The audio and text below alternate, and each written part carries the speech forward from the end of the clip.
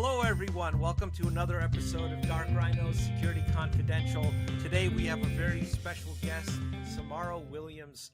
We're honored to have her. Samara is currently runs threat operations at Cardinal Health, and she is focused on proactive actions, defense and depth improvement. She specializes in threat intelligence, vulnerability management, technical risk communications, as well as program design and development. That's quite a mouthful. But that's the cybersecurity side of her. But what people may not know is that she grew up in South Texas in a blended family and has a degree in cybersecurity. Mm-hmm. Yeah. And she is very, very passionate about helping young people with STEM. And she is treasurer of the International Consortium of Minority Cybersecurity Professionals. Yep. So thank you for joining the show today, Samara. Yeah, you're welcome, and I'm super happy to be here. One more plug. I'm also treasurer and founding member of Empower Women of InfoSec. Oh, wonderful! Well. It's a great org. Great org. Can you send us the web links for the organization, and we'll make sure we include them in the show notes? I can definitely do that. I appreciate it. So, Samara, tell us a little bit about your journey here. Growing up in South Texas to Dublin, Ohio, which is the furthest thing from South Texas. Yeah. So... Yep, it's definitely different. So I tell this story often because people ask me about it quite a bit. So yeah, both my parents ex-military, right? So they retired at Lackland Air Force Base. That's in San Antonio, Texas. That's where I'm from.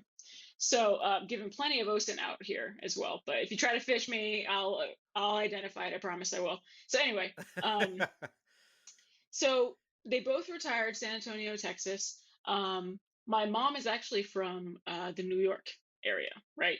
So I grew up in the South, but I grew up in an East Coast household, right? So it was very different, right? I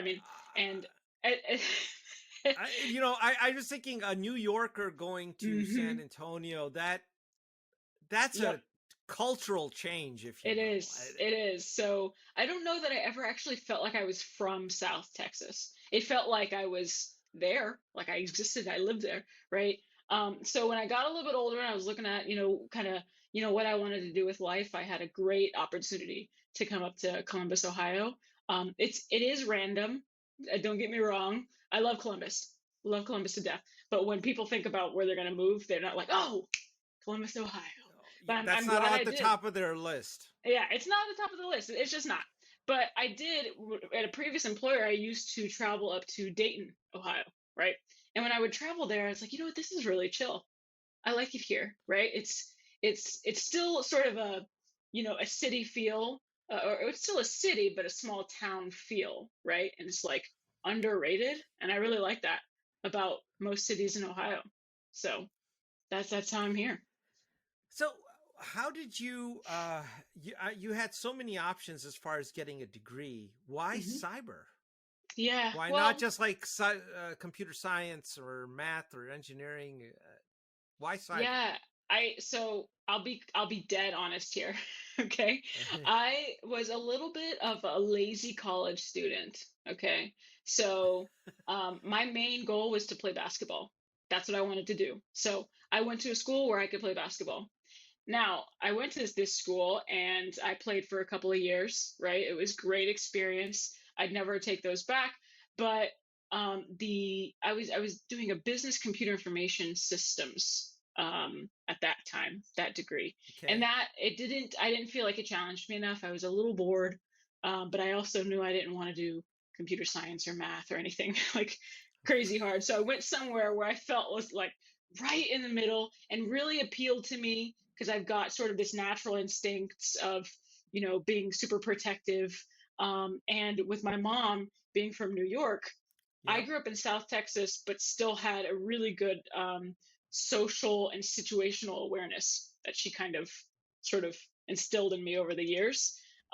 So I feel like that really lended itself to the cybersecurity track.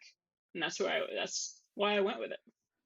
So Let me ask you this: having now been in cybersecurity, Hmm. and I ask this of a lot of our guests, but do you think you need if there's a young person out there in high school right now considering a cybersecurity career, is a formal degreed education a necessity to be successful in the field?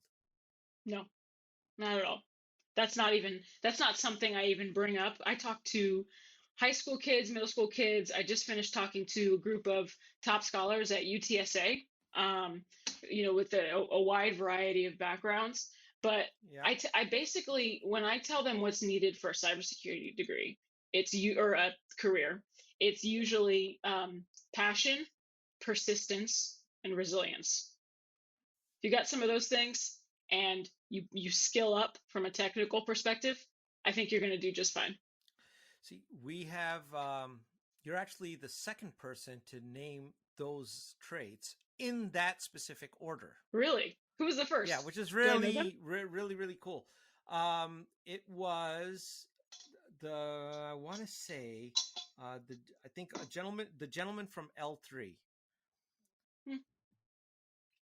Rob. And I just Rob Duhart? drew a blank. Not Rob Duhart. Oh, Rob's with Google. yes. I just Odin. Oh, I need to meet this person. Yeah, I believe it was him. But you're the second person to state that. And, he had a similar background. He had very humble beginnings in Louisiana, and Mm, then moved on. And now he's a architect and a fantastic one at that. But that's good to know. very And cool. because we don't want to, we want to make sure people don't be discouraged if this is something that you want to do Hmm. and you don't have a degree. There'll be time to get that degree. For certain positions, it may be required, and certain companies are going to, depending on how you advance, it may affect you. But to be successful in the field, you don't need it. Yep. And I'm glad to hear you say the same thing. Well, Why do you think? I'm sorry. Go ahead. no, I was just going to say if it makes anyone listening out there feel better too, there are hiring managers other than me as well who are, no longer really putting that even on job recs, right? On job descriptions, we're putting, bachelor's degree or relevant experience. And that relevant experience, it's not just there for inclusive matters. Like we're serious. So apply for that role, even if you don't have the degree. Uh, it's great advice. We have a lot of military veterans that work with Hmm. us, and they run into those situations, and we're like, don't negotiate with yourself. If you've been trained in the Air Force or the Army and you have a cybersecurity background, we would take you. Yeah, just do So it. just do it. Now, Just do it. what? Why do you think uh, there is such a lack of people going into STEM? I have my own obvious answers for that, but I'd be very curious to hear your opinion of it. Why do you? And then let's do a second part of that: is why is it even in the minority communities that you have even fewer people going into Yeah, I think there is a preconceived notion about what you're supposed to be and what you're supposed to like when you come into a STEM sort of um, career, right? I actually don't really represent any of those things. And I'm doing great, I personally think, right? So like I was actually just having a conversation about this yesterday because when I first got into this career path, and obviously started noticing serious differences between even my the superficial part of me, the differences in me and my colleagues, it? as well Sure. as personality wise. It starts to make sense a little bit. I'm not a huge Star Wars fan or Star Trek or Marvel or anything like that, right? I like martial arts movies and sports and all of this other stuff, right? But I think that you know some of the misconceptions about what the culture should be like keeps people from pursuing them, right?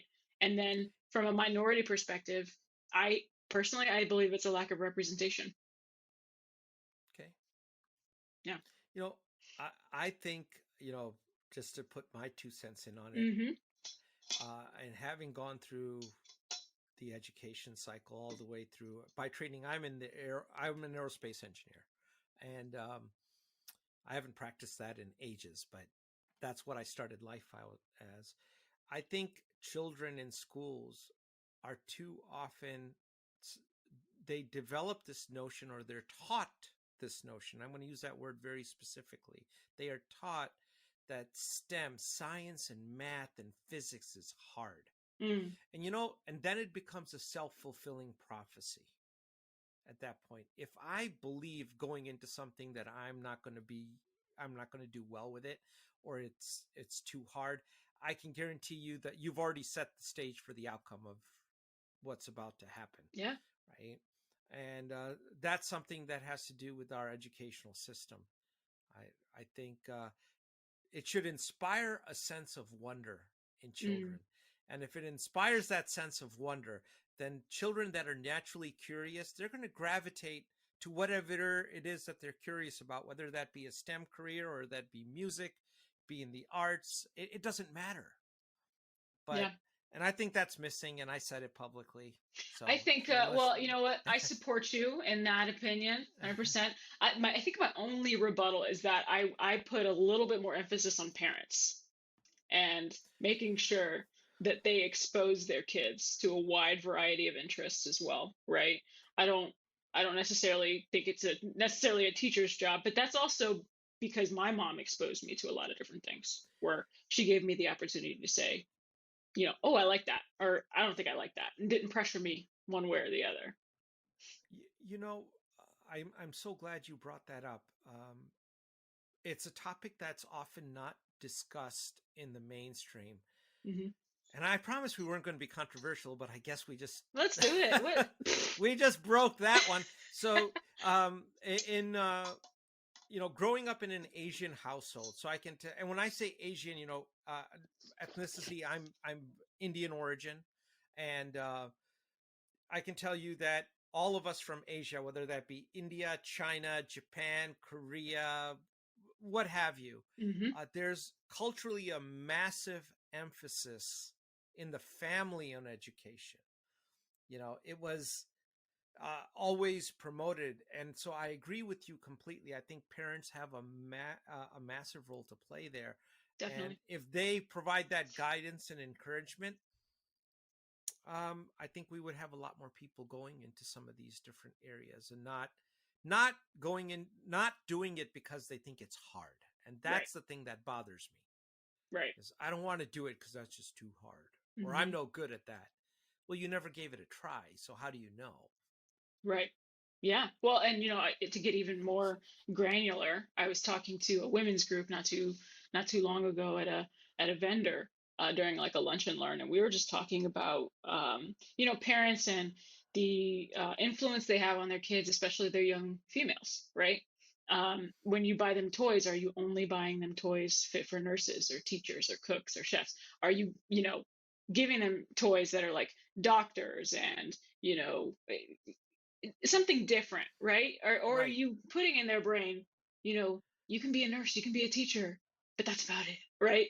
Like it's that exposure that really, and getting in their mind, right, that they have the support from their parents. Doesn't matter what a lot of those people who are not so nice out in the world might say, because right. Right? Yourself that you're capable of it. And I think that speaks volumes as well.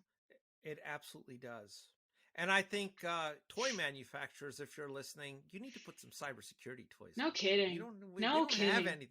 There's no I think the closest thing is that you can buy a Raspberry Pi mm-hmm. and get your kid involved with hacking, but we could use some more. Well, so I think this is an idea though that we could have here, and you're gonna have to cut me in on it. Don't take it, but there needs to be like a board game, maybe something like Battleship, but instead it's a firewall, right? And somebody's an adversary, the other person's the defender. Samara, why don't you build it, and let's see if we can get somebody to publish it. If nothing else, it would be a great gag gift. We can put it on our website. Yep.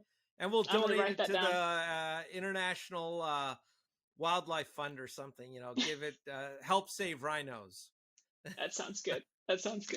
That would be great. So let's it's board games. I'm sure there were a lot played in the pandemic, but it brought to the mind, in your case, professionally building a team in the pandemic. Mm-hmm. How did that experience change or evolve over the last year?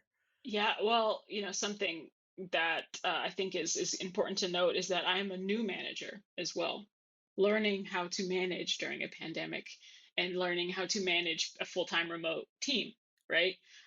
So on one hand, it was extremely challenging. On the other hand, I was able to really reach a wider audience because I offered full-time remote positions.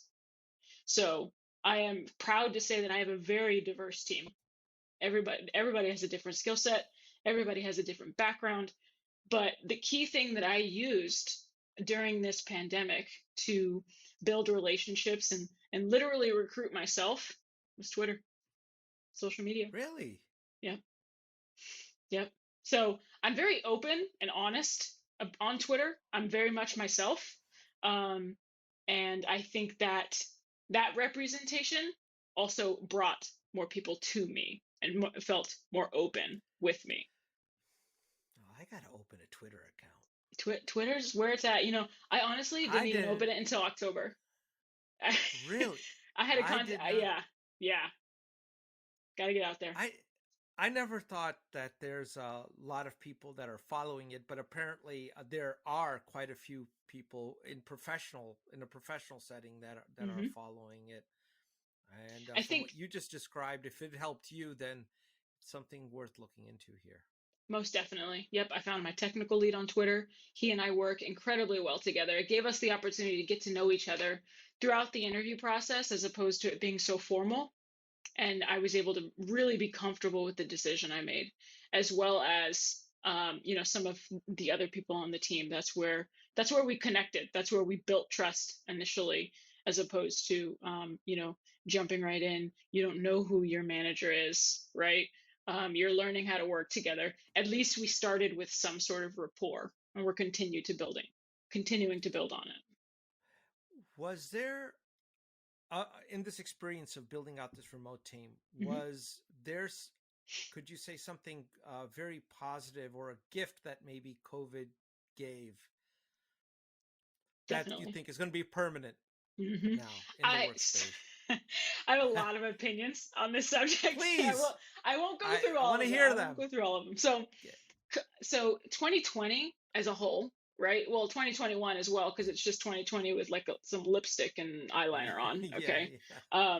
2020 as a whole opened a lot of people's eyes, right? I was able to see some close friends, some mentors, other people in a different light, right? I was able to start to identify, some people who I may or may not want to continue having relationships with. I think that's one thing COVID has done really well for me. I think maybe for a second there, my circle was getting a little too big, and it's coming down a little bit more, that trusted circle, right? Um, I think from a work perspective, it's taught us, and I'm just speaking from experience and like some of my team as well, but it's increased our sense of empathy and like building a team that is so open and raw with one another and seeing how empathetic and supportive we can be of one another and willingly picking up each other's slack and not expecting anything in return. Couldn't be happier. And I think It COVID sounds did like that. you picked a lot of A players to make that happen. Yeah. I also inherited A players, which I'm incredibly lucky. So, because what you're describing is incredibly rare. mhm. And you really have to build a very strong team bonding environment to have that kind of an outcome. Yeah, yeah. And I don't, And I think it's a lot of it is just being open and vulnerable, and also your team being open and not being afraid to be vulnerable. I'm not going to say everyone on my team is vulnerable. Some people are more empathetic than others, right? sure. But we don't reject it. I think that's the most important. We don't reject, we don't shame. That's where it's at. Well, that's very unique because when I think of Cardinal Health, I'm thinking megacorp, Mm, and it's going to have a, megacorp environment and culture. And what you're describing is some attributes that I would not have assigned. yeah, I think I got a little lucky. I'll say that because I'm not about to sit here and say Cardinal's not a megacorp, but I will say that our leaders are very good about the values and the behaviors that we represent Okay. within Cardinal. I think there is a serious sense of purpose that's coming from the top that allows us to be our authentic selves. And I think that's what's paramount. Th- That's excellent. And Hmm. so they've managed to, that's the culture of the company that they've set then. Yeah, I would say, especially in the cybersecurity department. Hmm. So, talk to me a little bit about vulnerability and risk management. With COVID coming along and everybody going remote, we Hmm. saw a lot of our clients getting a massive uptick in the number of attempts, whether it was phishing attempts, Hmm. it was people trying to find their way into their system by some odd technique, which I won't Hmm. mention right now, as people want to go play with them. But Sure. they the, we saw basically in of all the threat vectors, we saw a lot of them being used and used more often to Hmm. try. Was that your experience, or did you guys see something different? And did No, you change your strategy? well, I brand new team, so brand new strategy, right? I Okay. think there was maybe not brand new strategy, I shouldn't say, but more of an emphasis on previous strategies. So, my team, what we tend to focus on, while our main partner is incident response, which is just kind of naturally a reactive action, right? Something's happened, we need to do something about it. We are primarily focused on the proactive aspect. How can we get in front of these vulnerabilities? What are threat actors doing? How can we defend better against them? Things of that nature. So when COVID started happening, yeah, there was definitely uptick in activity.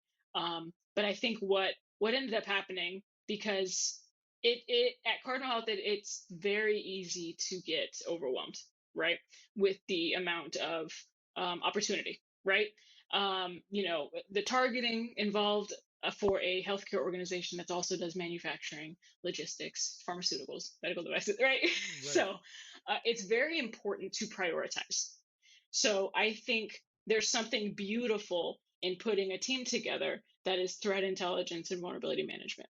Because in threat intelligence, this is where you know the ins and outs of your org. You know what's important to your business leaders, right? It's that visibility up. Vulnerability management is where you really know the inner workings, the assets that you have, the vulnerabilities on them, the criticality of those vulnerabilities. When you marry those two together, and you have sort of these industry standard understanding of what's dangerous, as well as this contextual information that helps to prioritize based on what's important to the business. You put those two things together and you have an action plan. And that's basically what we've really dove into. Does that make sense? It makes complete sense. So, what you've defined is building a defense in depth strategy based off of risks that are material to the operations of the company, Mm-hmm. right? And are you now, do you use any risk framework to do this, or have you done this exactly as you described? So the risk management team does use a risk framework. I don't believe I can actually say which one. I'm not Okay. it is an industry standard risk framework Okay. is what I'll That's say. fine.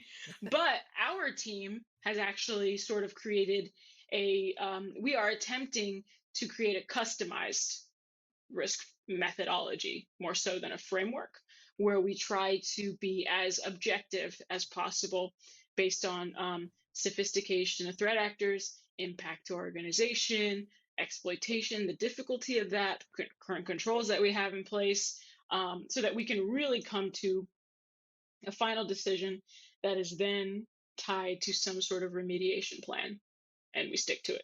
So there's no, oh, I feel like this is more important than the other. It should be cut and dry. This is what it said. This is the remediation plan. See, you're already better than 99.9% of the companies out there in stating that Oh, because we haven't perfected it. We haven't perfected uh, it. A lot of companies struggle with it, and we've seen, companies of some very large scale, when you ask them what is it that you're defending, what are the assets that are critical to the protection of the revenue stream of the company. Depending on who you ask, you get very different answers. Very few people are taking a look at it as you have and said, you know what, let's look at it both sides of this and let's marry them together. And that's the right answer. Mm-hmm. Yeah, I think the breaking down of the silo between Intel and VM, I think that's what's gorgeous about it. Now, as the team continues to grow, will there be some sort of separation in teams? Yes, but that doesn't mean that a silo needs to be created as a result. I think that's another thing I'm super passionate about. I know we talked about program and process, or process design, but it's also process and program integration. How can these different teams work together and make each other better? That's what I love to see. Are there, as you've done these integrations, are there some metrics that you've put in place by which you measure that you think are absolutely critical?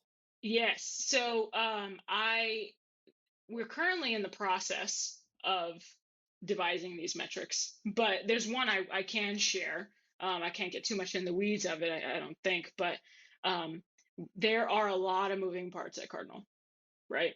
So with everything that I just mentioned about threat actor activity, doing some threat modeling as well as part of our sort of scope, and then understanding our internal, weaknesses as far as our assets go. If we can have, I'm about to say something. It's not too controversial, but if we can have an accurate asset management process, then maybe we devise a risk rating per business unit, and we can prioritize from there. So that is something that I would like to eventually get to, where we can assign a certain risk to a certain business unit, application, process, and start to keep those leaders accountable, and help them to understand the importance of security as well. That sounds like federated security to me. Yeah. I try not to label too many things, because then that means I have to be successful. But I'm definitely shooting for the moon, I think, in a lot of cases. That's a very cool way to do it.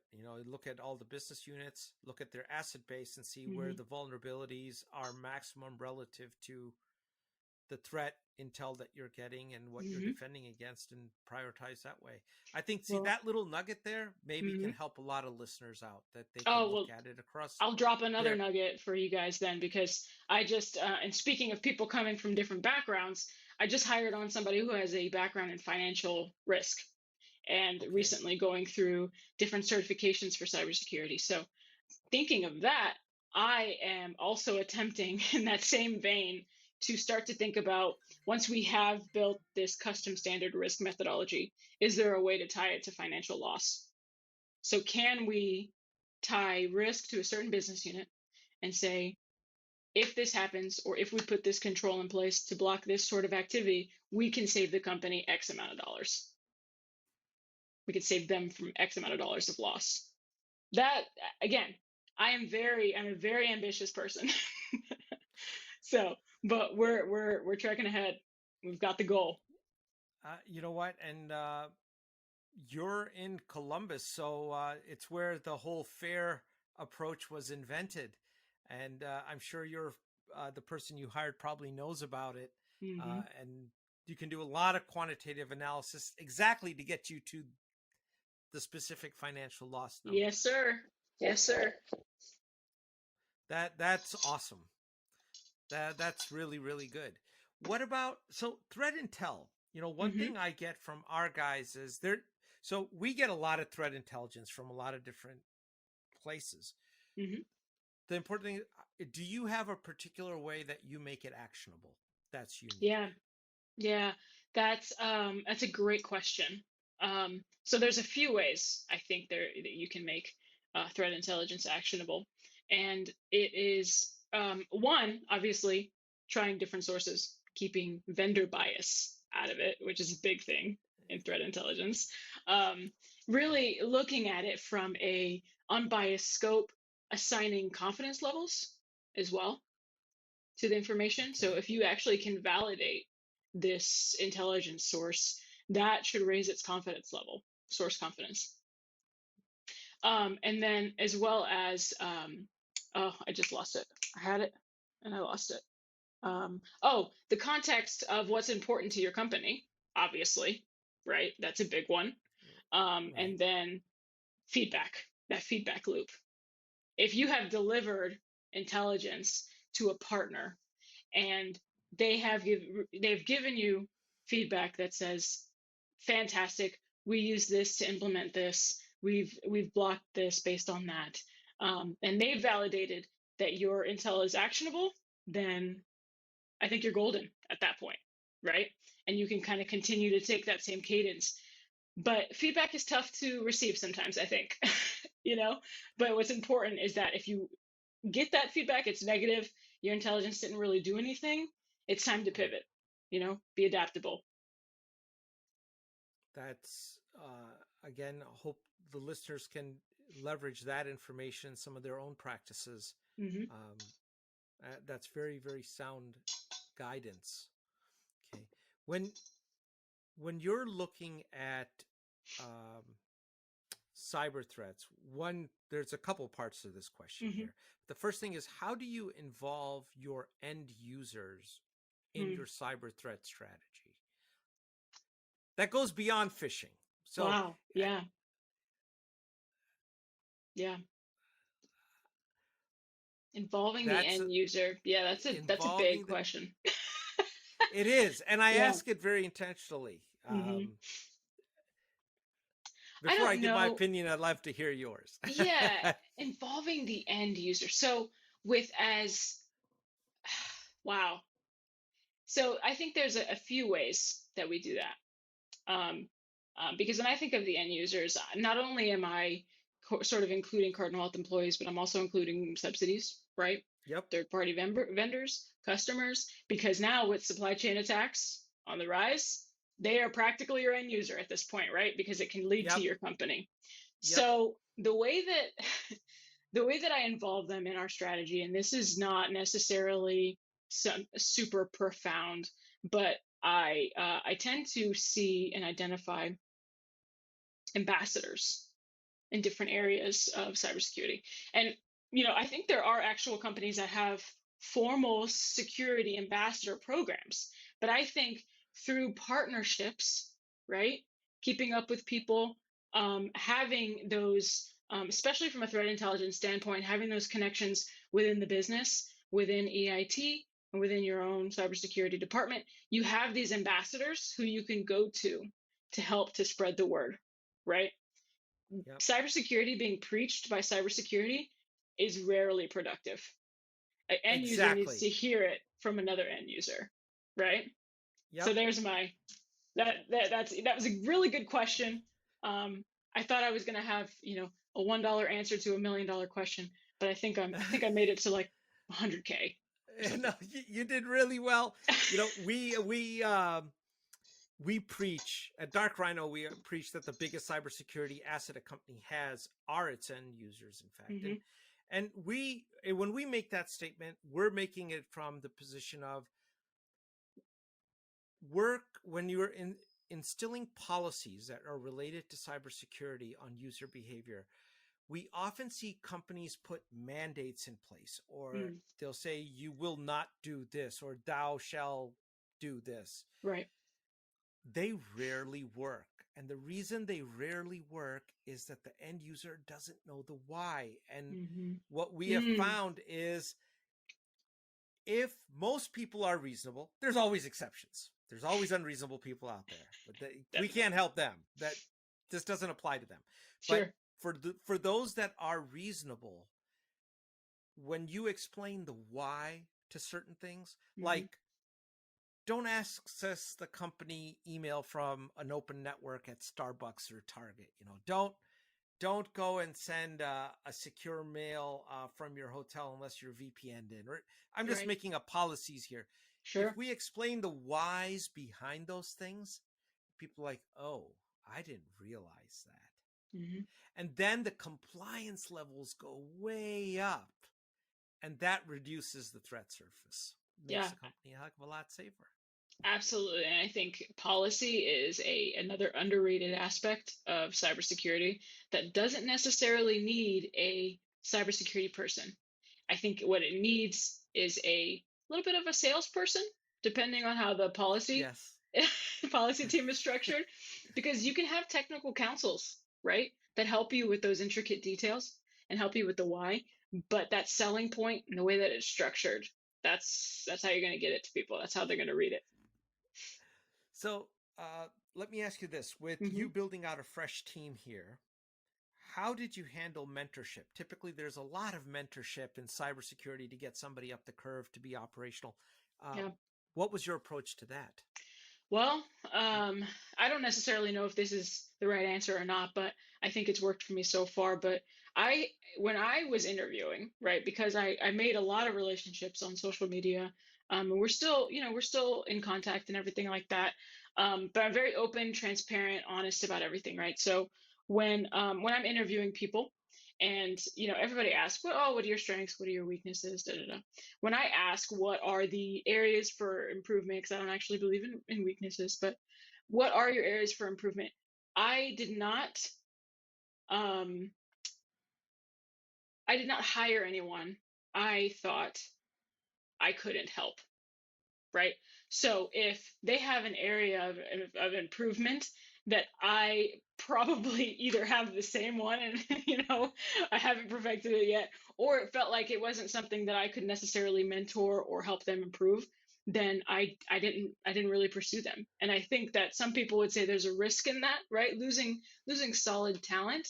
Um, but actually, I think what people tend to do is they hire redundant talent, right? People who have similar Okay, skill sets already. sure. Whereas I look at it as who has a different skill set, who is a culture add, who can I help in this people leadership position that I take extremely seriously.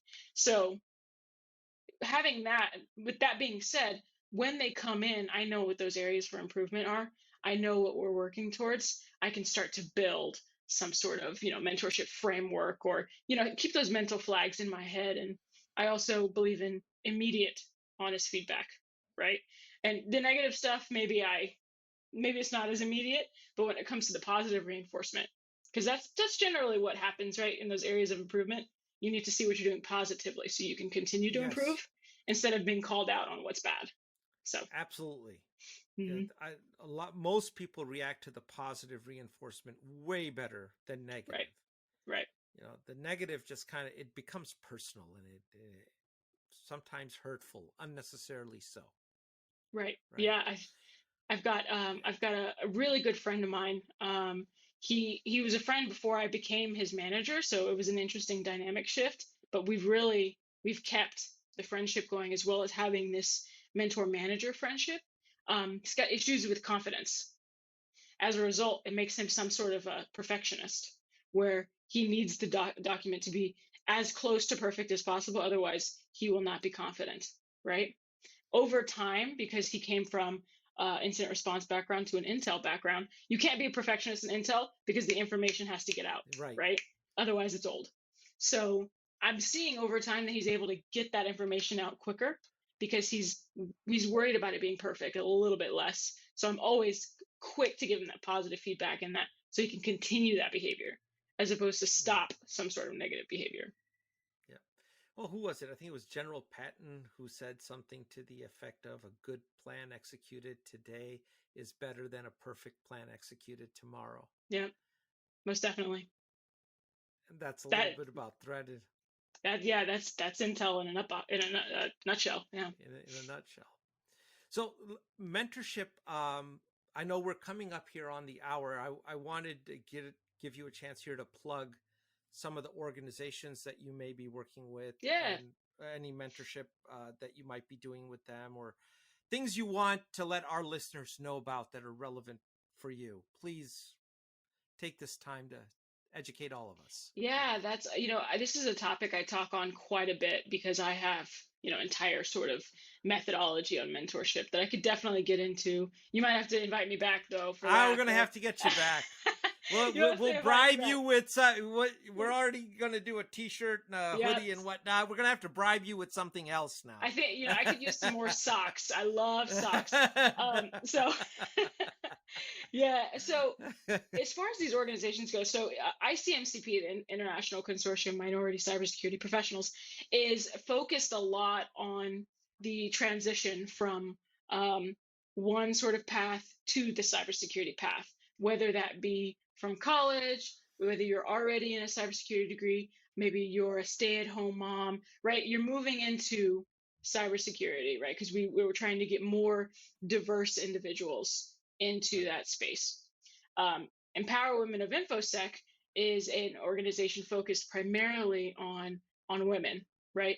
Getting more women into cybersecurity, more women of color into cybersecurity, things of that nature. And both have similar structures where Empower Women of Cybersecurity focus primarily on scholarships for females and up-and-coming females, as well as charitable efforts. So it's a big aspect that I'm all about because I feel like information security organizations tend to focus on the information security community.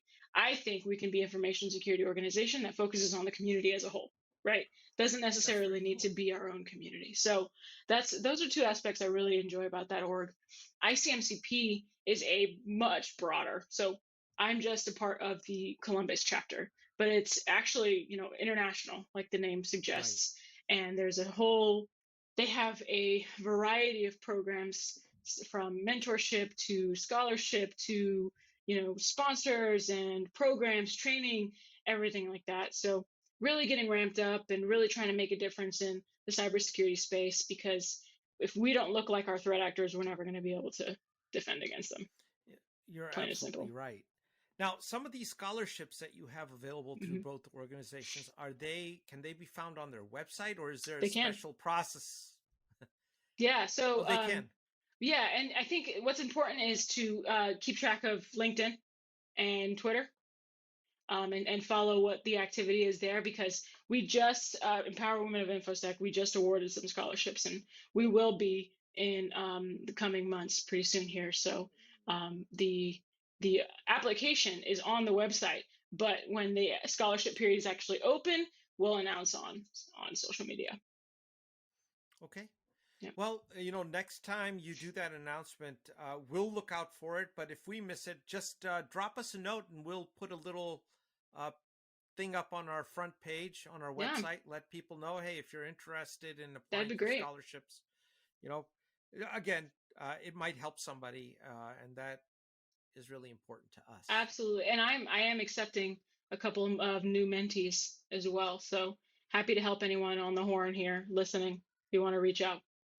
Well, Samara, we'll put those links in the show notes. In fact, if you could please send them to me, I'll follow up with an email and just send those to me. We'll make sure that they are in the show notes, so people have an easy place to go and just click on them and they can get that. That's fabulous work. You also did a TED Talk, didn't you? I did a TEDx talk in 2019. Wow.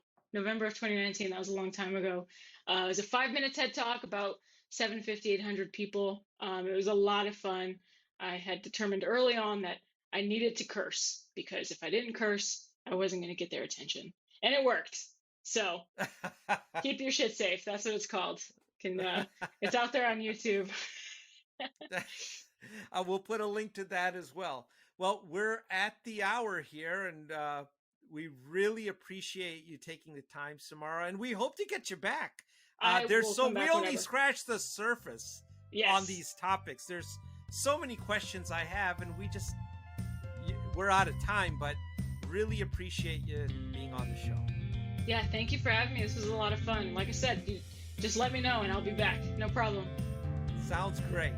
Alrighty.